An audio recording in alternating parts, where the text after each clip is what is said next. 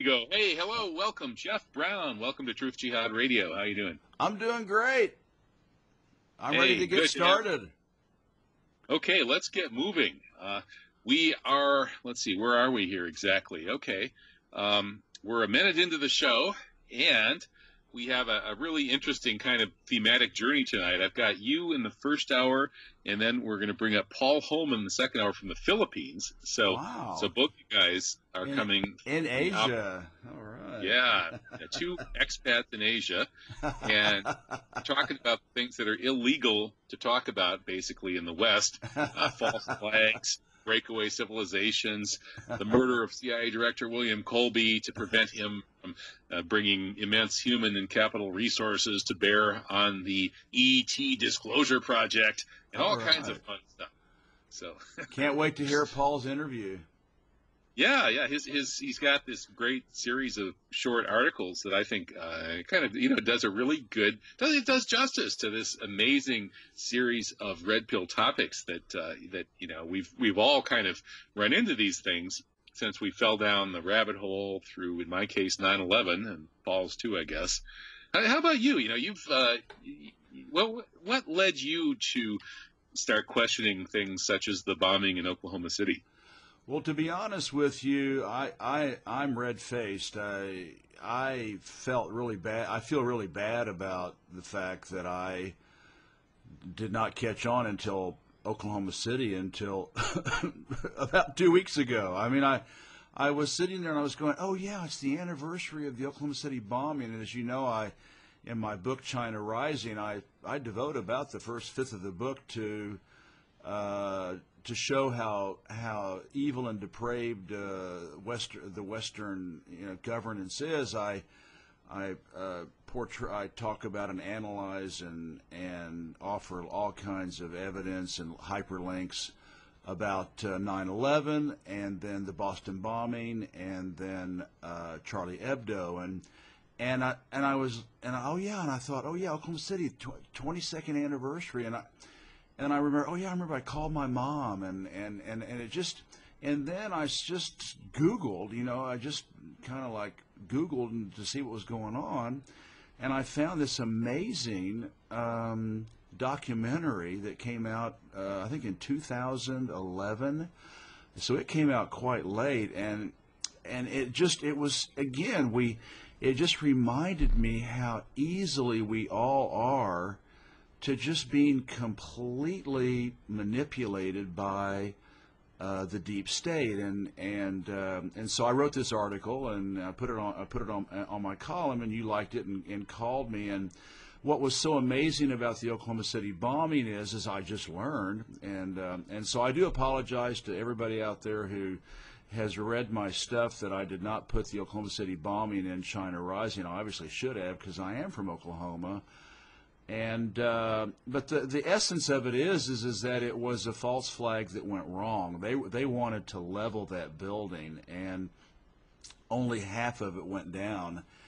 And do you see a parallel with Building 7? Because some people think that they screwed up. They were planning to bring down Building 7 in the morning under the cover of the huge pyroclastic dust clouds from the Trade Center demolitions, but something went wrong, and they had to do it in broad daylight at 5:20 in the afternoon with cameras on it and stuff. So Building 7 became the smoking gun of 9/11. Likewise, in OKC, a bunch of the bombs didn't go off, and so instead of completely taking down the building, they only took down part of it. Yeah, I hadn't thought about that either, Kevin, and I think you're right.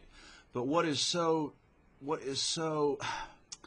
I don't know, Kevin, what do we do? I mean, in fact, Kevin, it was WTT7 that got me on my journey to discovery and awareness. I mean, I was here in China, back in 2010. We moved back, and I just saw something, and I saw this GIF where the building was collapsing over and over again, and I was going, wow, hey, I'm a science teacher. There's something wrong here, and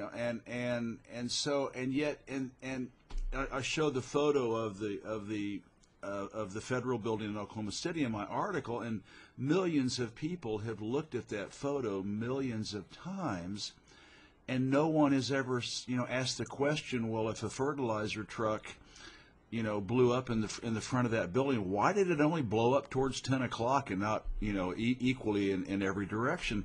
The deep state knows we just have this amazing capacity to filter things out and to compartmentalize things in our brains, and I guess that's what's the most discouraging thing, and I guess that's why you and I work hard, and Paul and everybody else, just trying to get the message out that we are so easily manipulated, and we're so easily, they can make us believe and see anything.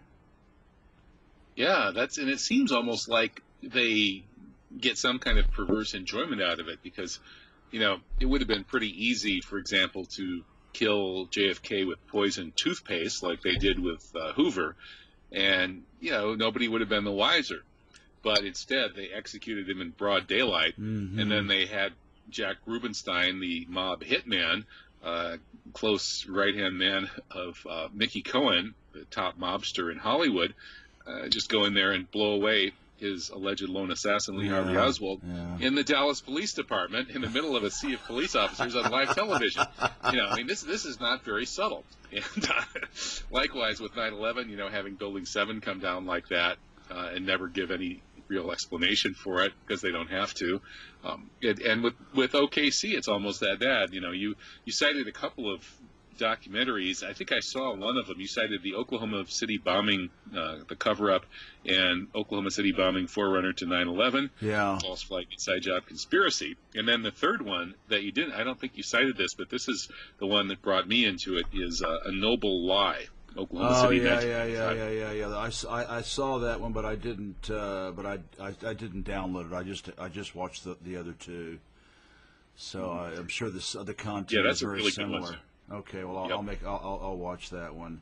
But what's so amazing is that in the one, the cover-up, and I knew those guys on Channel 4, Channel 5, and Channel 9. I grew up with these guys, and it was just amazing. For 5 hours, they reported the truth. The sheriff, the county sheriff bomb squad was removing bombs. They showed the trucks backing up to the building, and they talked about these two very highly technical, very sophisticated bombs that they were removing, which happened to be in the part of the building that didn't fall down. It wasn't blown to smithereens, and there was no talk of noxious ammonia fumes, which would have been evident if it had been an ammonium nitrate fuel oil ANFO bomb,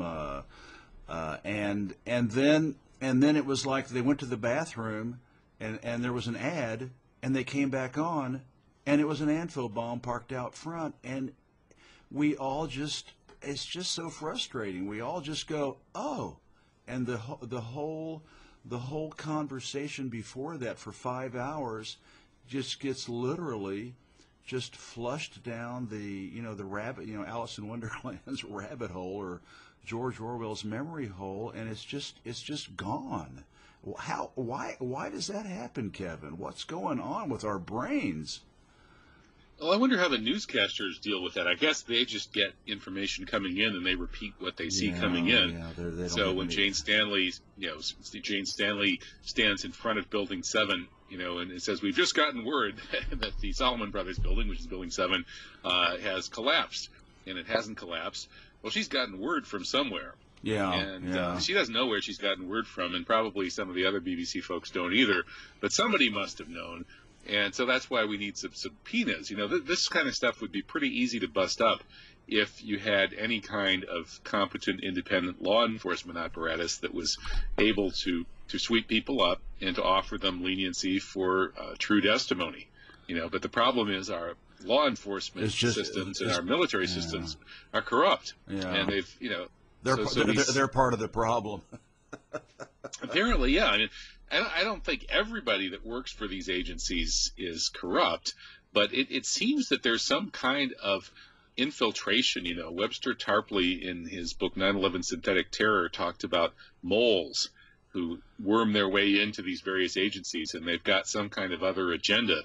And, try to figure out, well, who are these moles? Who are they working for? And, in some cases it's kind of obvious. There are Zionist moles, that is, people whose first concern is the welfare of the state of Israel. And they're in every agency everywhere pretty much. There are some of those people, and you don't even have to tell them what to do. They know what to do for the most part.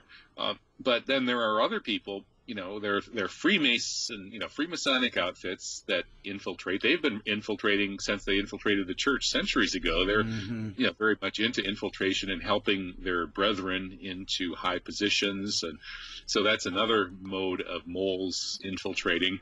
And then there are the big money folks, and maybe that's sort of identical with the Freemasonry folks.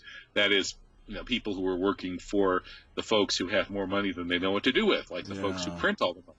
If you print the money supply, you can hire a lot of people to infiltrate a lot of places. Yeah, and then of course we can't forget, the CIA and the, what I call spydom. It was what you mentioned, William Casey. I mean, it was William Casey who, vainly, was quoted as saying there is no something to the effect, no substantial, media asset that the CIA does not control. And so they are the New York Times is the Washington Post. I mean, they're just infected with CIA, and so I'm sure that's the CNN and so many others, PBS and BBC and with MI6, and so you've also got the the intelligence. Although I hate using that word because they're not intelligent at all, but the intelligence community is also just burrowed in throughout not only the media, but also businesses and the Department of State, the military. It's a huge task trying to undo all this short of a revolution.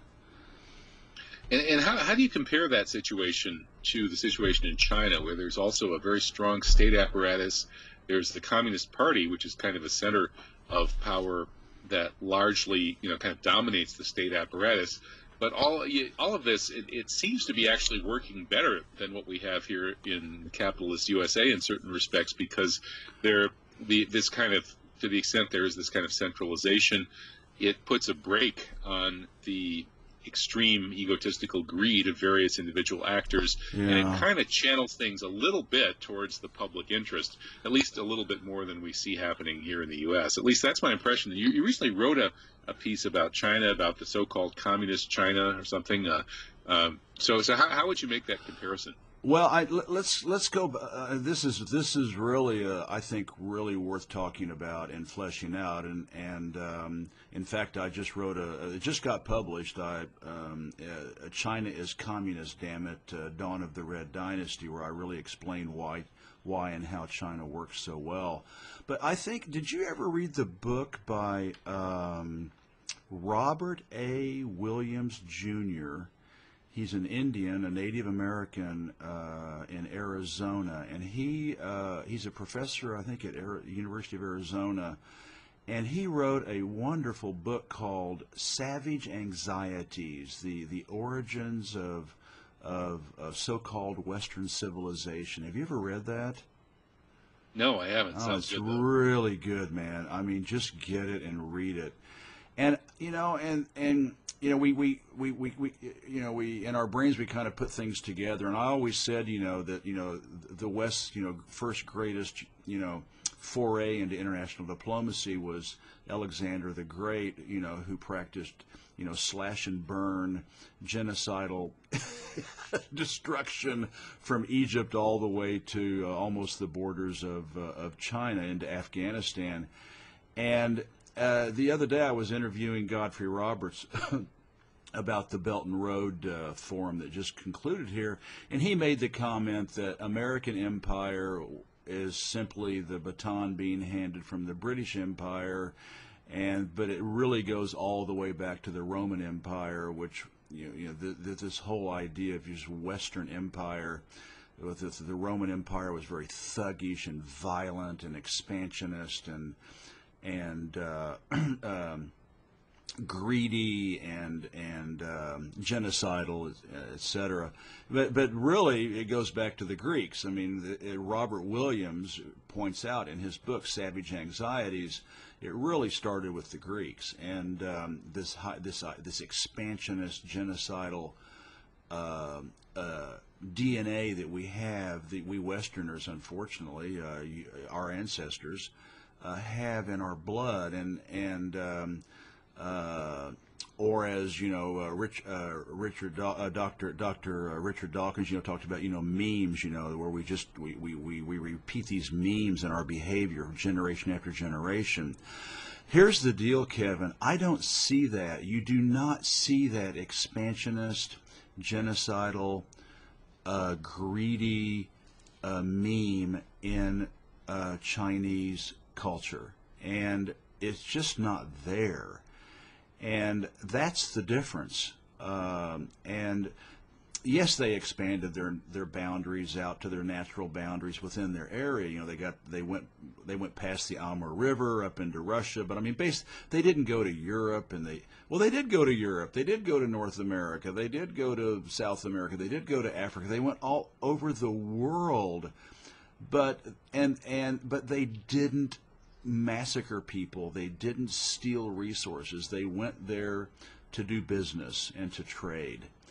And that's what China says it's doing now with this new super ambitious kind of new Silk Road project. Yeah, exactly. So that's pretty interesting. Yeah, that's getting some reasonably good play in the media here. Of course, naturally there's the kind of Western parochial point of view and skepticism to a certain extent, but you get a sense that even the mainstream writing about this project is, at least people are actually kind of impressed that China is really launching such an ambitious undertaking. They and the West psychologically projects. They are genocidal, they are greedy, they are imperial, they are colonial, and so they project all of that on the people that they want to destroy, like Venezuela and socialism and China and Cuba and Russia and Iran and just on and on and on. But when you really look at Chinese history, and that's what my last book is about, China is communist, damn it, they've been communist for 5,000 years. I mean, and here's the difference, Kevin. In the West, it starts out with the individual. The individual is at top, and then there's the family, and then there's the community, and then there's the city, and then there's the state, and then there's the nation, and nation state or government state. In China, it's exactly flipped upside down. Everybody's allegiance is first to the nation state, then to your region, then to your state, then to your city, then to your community, then to your neighborhood, then to your family, and you're last, baby. You're at the bottom of the totem pole.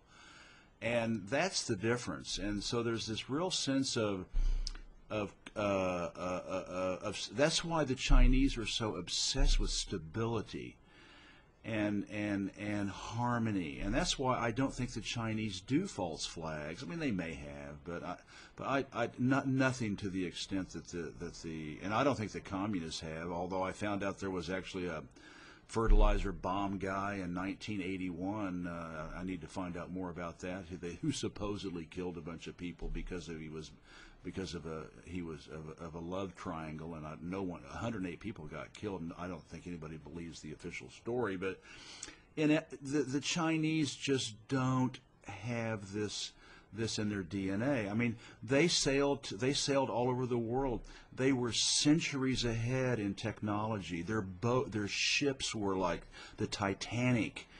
The compared to what the Europeans had. They had navigational skills. They had gunpowder, guns, cannons, bombs, mines. They could have easily taken over the world, and they didn't do that. They went from port to port and said, hey, we've got silk, we've got, clocks, we've got porcelain, we've got,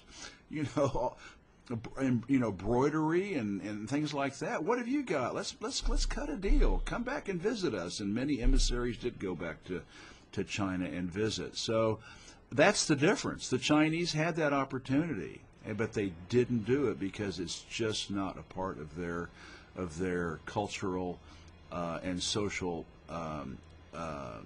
DNA. It's just the best way I can put it, Kevin. Yeah, I wonder why that is. I know back when I was researching psychopathy, which was one of the rabbit holes I went down after 9/11, I remember seeing statistics suggesting that roughly 2% of the male population in the United States is classified as psychopathic based on their performance on this psychopathy test. But in China, it was like much lower. It was like 0.02 or something like that. And they were sort of speculating on whether the individualistic culture in the United States actually helps produce psychopathy. I don't know. But, interestingly, I was just reading this book by a Chinese writer, Gao Xingjian. It's called Soul Mountain. And he's a kind of, it's kind of an individualistic perspective. I really like it because he's getting into a lot of folkloric elements of Chinese culture and history that are really fun. I had a folklore minor in college, my PhD minor. Okay, cool. So it's a wonderful compendium of these Chinese folklore kind of stories written, or rather related by the author as he recounts his journey through China, down through this mountainous south of China, after he has been told that he had a month to live or something, and then the disease went away. Anyway, it's a really cool book, but you can see why the West liked it, because he has a very individualistic sensibility. He's a little bit alienated, and the whole idea of this, flipping that upside down and not being individualistic, it's a hard thing for the Western consciousness to grasp. Well, and there was another famous, I didn't know about that book, and I just wrote it down, and I'll take a look at it. There was another famous book called Red Dust by, in fact, I'm looking at it right now, Ma Jian. Ma Jian, back in the 80s, he wrote this he'd traveled all over China, and he was kind of rebelling against the post-Mao, and with Deng and all the reforms and everything, and he traveled all over the place, and of course the West loved it, so yeah, but they are definitely in the minority. I mean, you just, if you read my stuff, it just shows that everybody here puts stability, harmony, and social cohesion first. Everybody, 98% of the people, 95 easily, and so. But can we get back to your thoughts on psychopathy, because I think there's something that we can talk about there. Do you mind? Well, yeah, I got interested in that after 9/11, and because one of the things that you run into is people say, "Oh, nobody would do anything that evil." At least not our guys, but, Did you ever read the book Snakes in Suits? Yeah, exactly. That's one of the things I read. That Robert Hare. I remember reading just an article a while back. I can't remember, years ago. But they were talking about how when veterans come back that have seen hard combat, Afghanistan, Iraq, Vietnam, the Korean War, post-traumatic stress syndrome. They always say that really, in essence, I mean, if they have seen hard combat, people being blown to bits, dead bodies, and then the soldiers turning into dehumanizing and turning into animals, and the My Lai in Vietnam, there were thousands of those, and there have been thousands of those for millennia. And they say that 98% of the people come back have some sort of post-traumatic stress syndrome, and these 2% that do not are the psychopaths, because they loved it. They loved they loved raping women. They loved eviscerating children. That they loved it.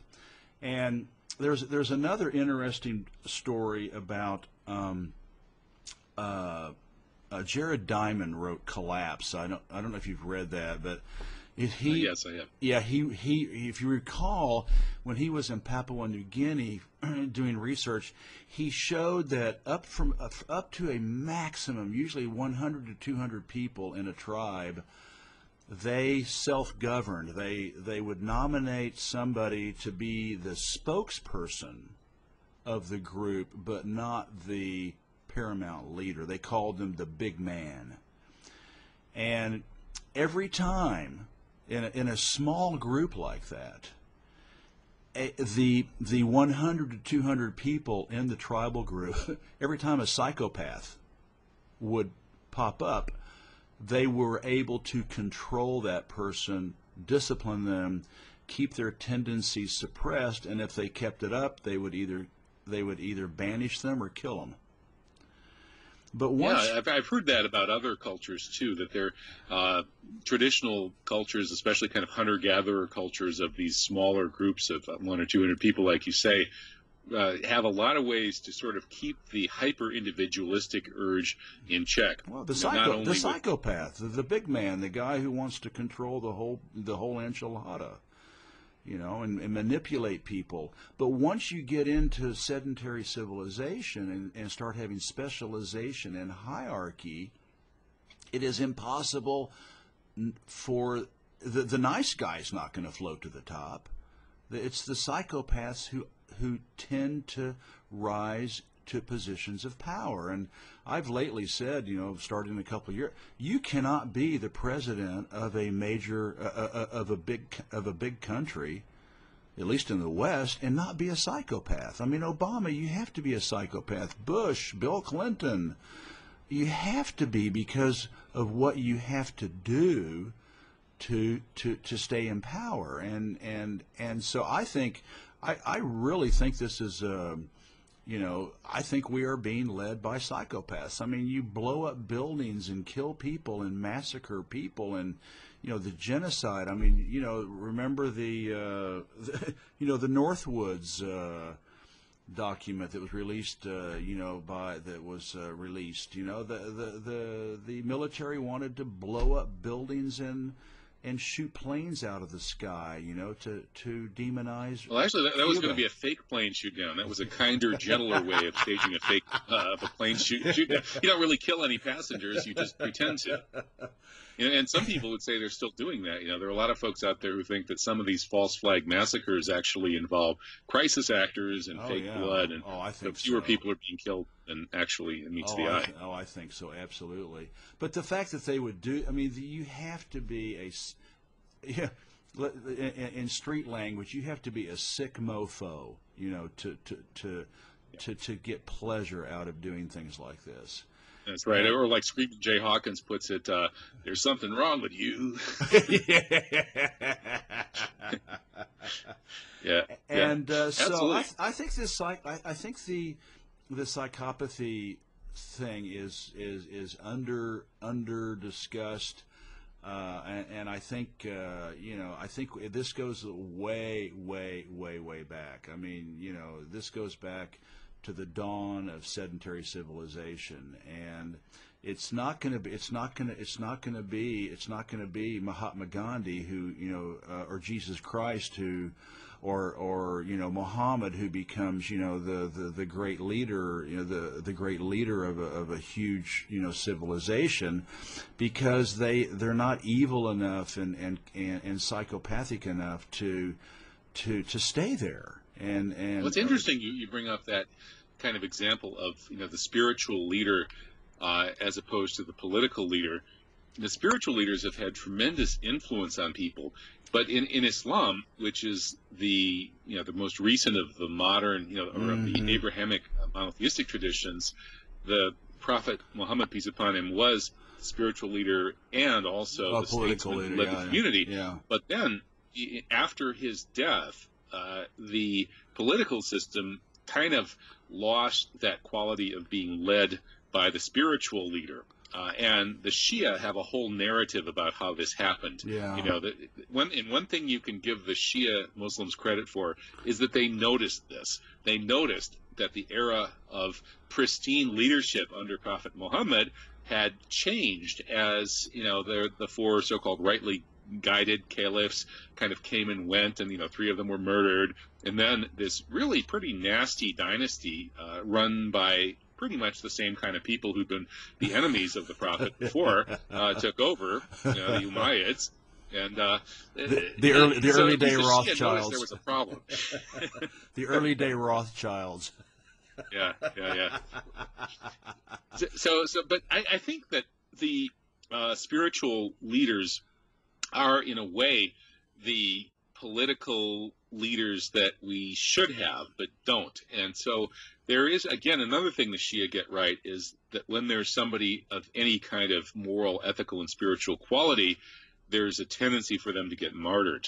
This is what the narratives of the Shia imams are all about. And, historically, I'm not Shia, by the way. I'm more of a Sunni Muslim than a Shia, although I don't really identify with the categories. But I have to give them a certain, credit where it's due. Here in the U.S., for example, when we have these amazing political leaders that pop up, like, Martin Luther King, Malcolm X, the Kennedy brothers, both of them get murdered. Yeah, they get martyred. by their own government.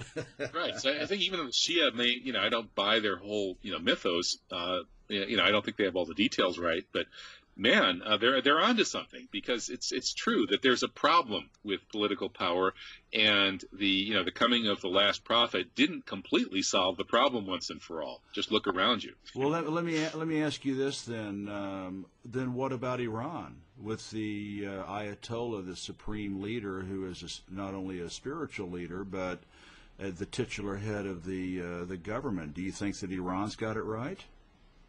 Well, I think they've got it closer to right than most other countries, undoubtedly. The current supreme leader, Khamenei, strikes me as a profoundly decent man. And that's pretty much the universal opinion. He was selected essentially because he didn't want to be leader. And that's pretty much how it should be selected. However, the problem is he may not really run the whole place. That there are a lot of competing power centers in Iran, even within the mullahs, the religious leaders. And then when you get over into the business leaders, like this Rafsanjani billionaire that died recently, there are a lot of different ways of exercising power in a society like that. So despite the fact that overall, and especially at the top level on the religious side, it's pretty well governed, I think, extraordinarily well, actually. They have their problems too. I just published a piece on that over at Veterans Today from a guy who has in-laws from a sort of Freemasonic connected side of Iranians, and he's having problems with his in-laws. So he wrote a big expose, and I thought it was interesting enough to publish. Although I've gotten a little bit of feedback from people saying, "Man, you shouldn't say these things, Kevin." I didn't say them. This was my the guy I interviewed who said these things. But bottom line though is despite the various problems, it does seem to me that Iran is speaking truth to power on a number of issues like Palestine. They're speaking truth to power to the profoundly corrupt Saudis. They're basically standing with the underdogs and the good guys around the world. So that's really something to celebrate.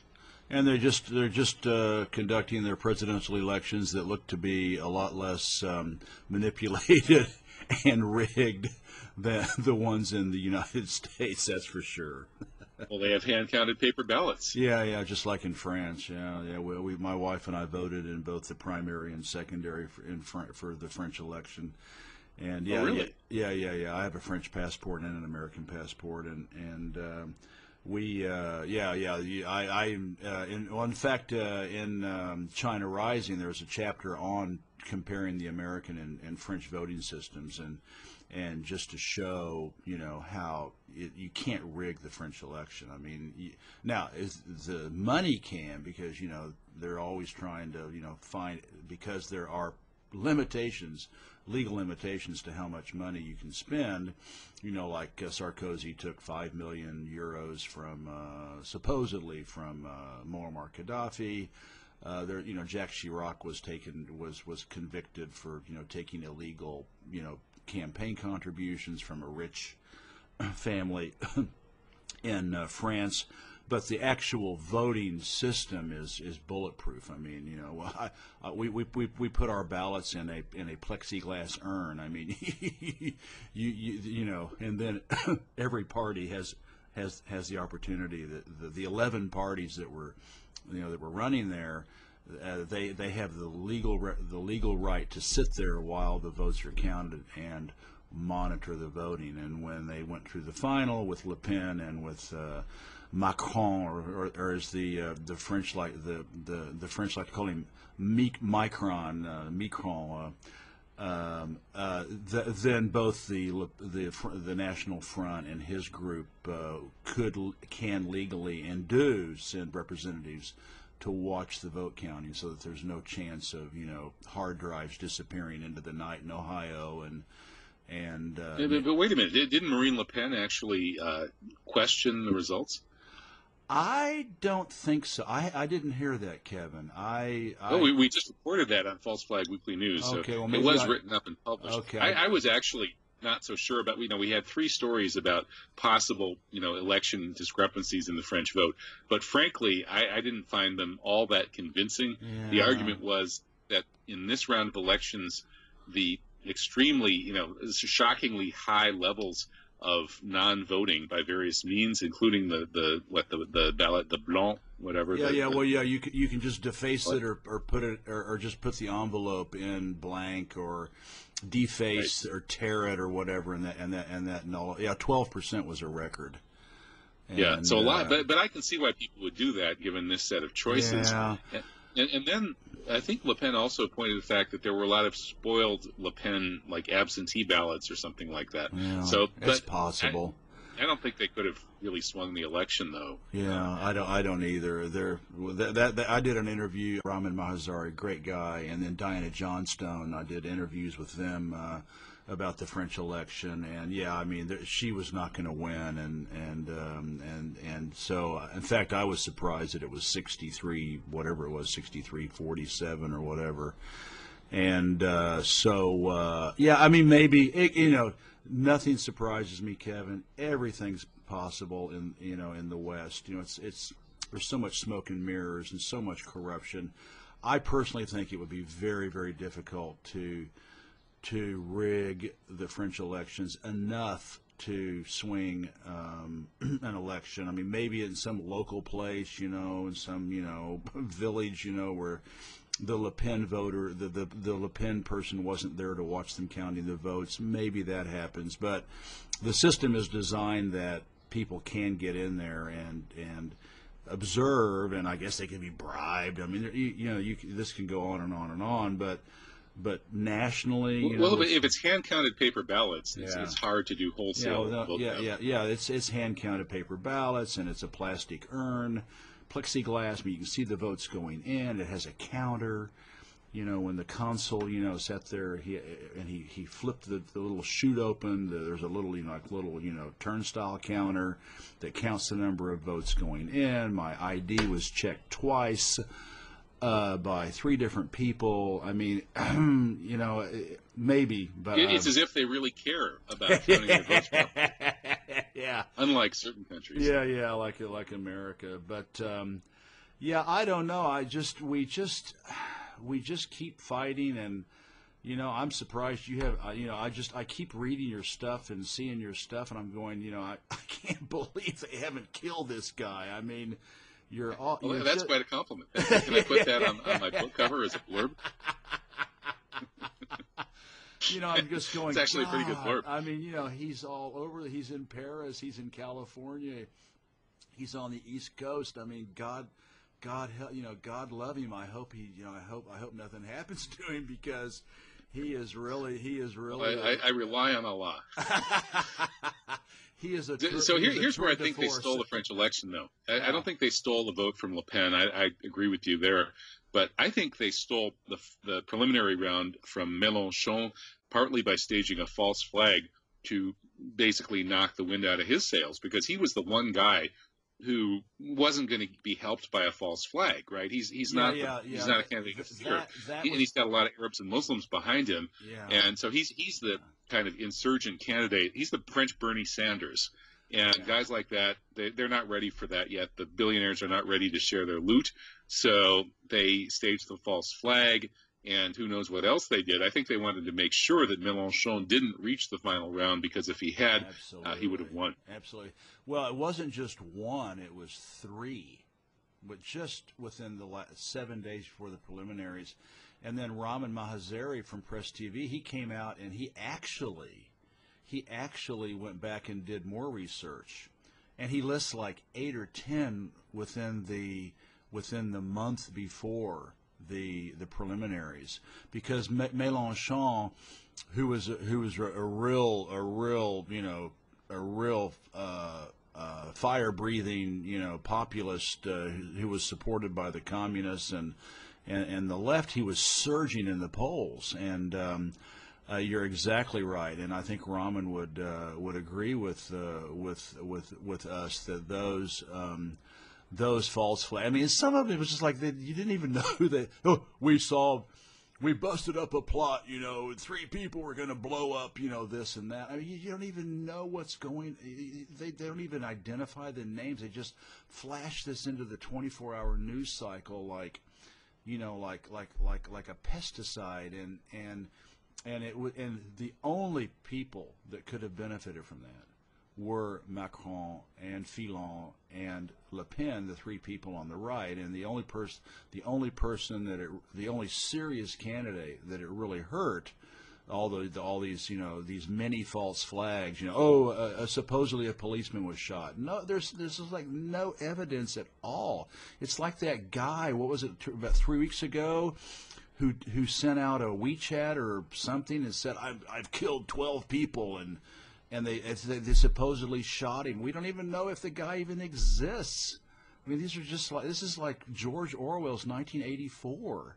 So yeah, you're absolutely right, and that hurt Mélenchon. And essentially, 4 candidates split, 90% of the vote in the preliminaries, and Mélenchon was just a couple percentage points away from being in the final round. But it worked. And he was surging before this. Before this terror wave hit, he was heading for victory. He would have been there with Macron, and he would. Le Pen can't win because she and her party have been branded as fascists, and which is not true. But it doesn't matter. Perception is reality, and so he was surging, and he would have been a serious threat to Macron, who was a Rothschild banker. I mean, he's just a lapdog for Washington.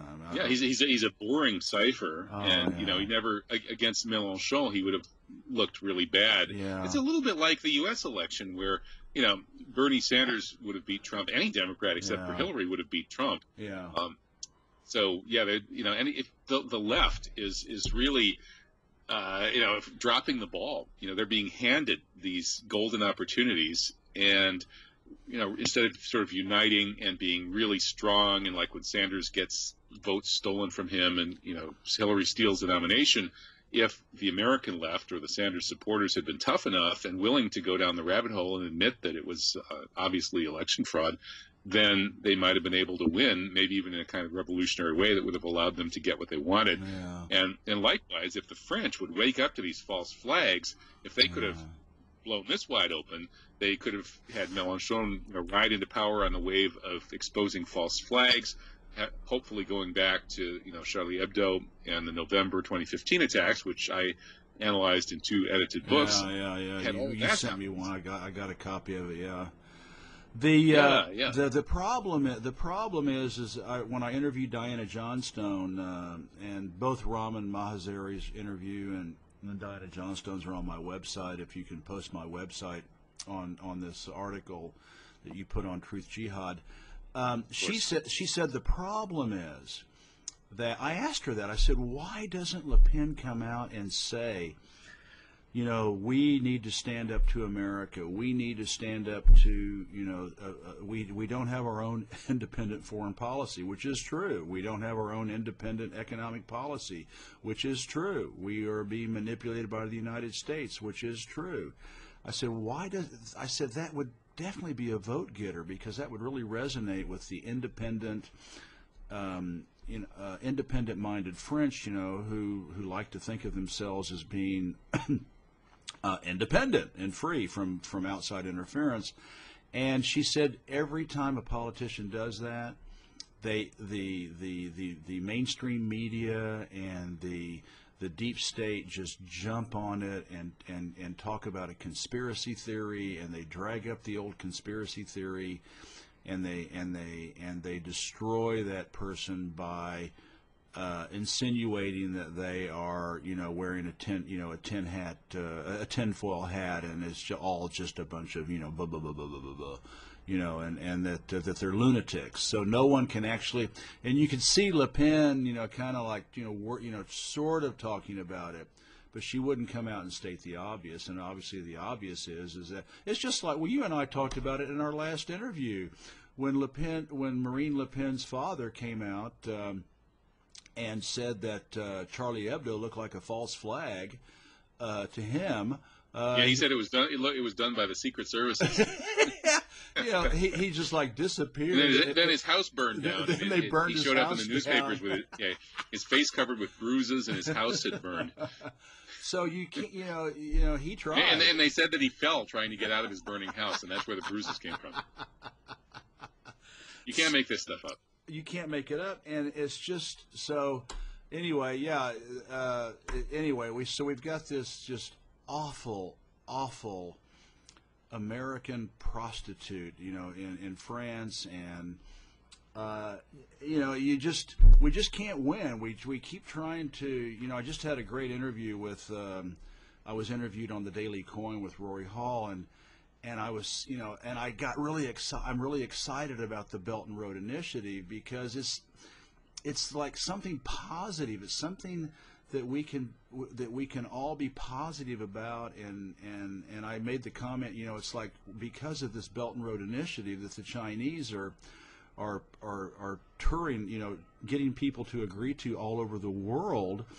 It's like peace is breaking out all over, at least at that level.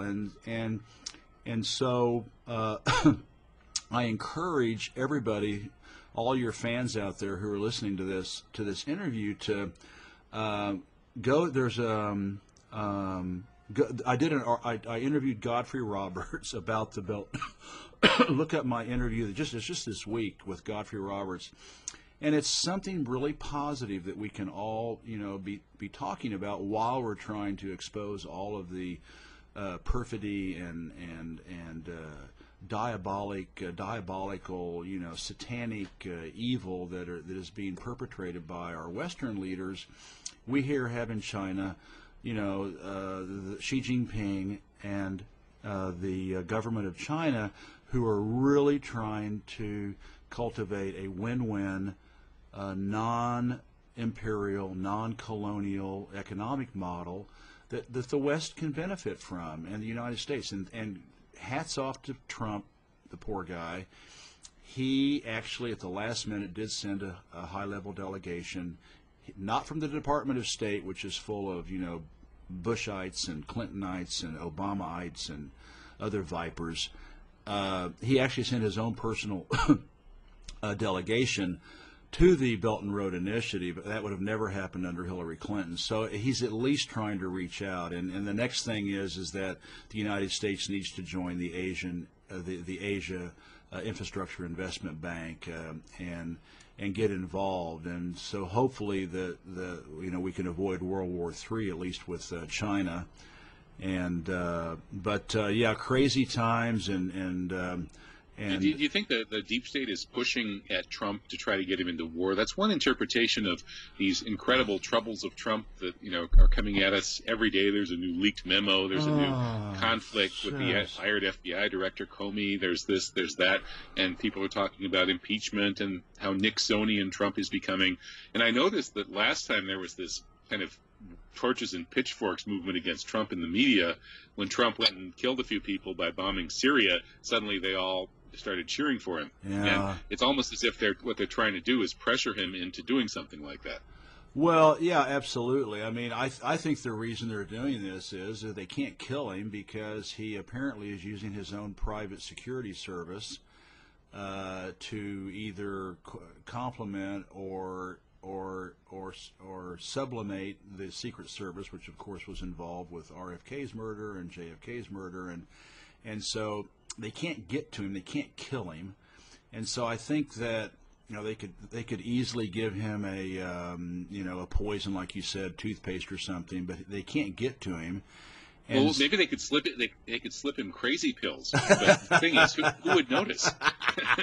It worked on Ed Muskie because Muskie, had a sane persona, but with Trump, I don't think that would work. No. And so I think, I'm a school teacher, and our school actually subscribes to the New York Times, the international editions, and they put it up. They put it up on the counter in the library every day, the edition that arrives, and it's just.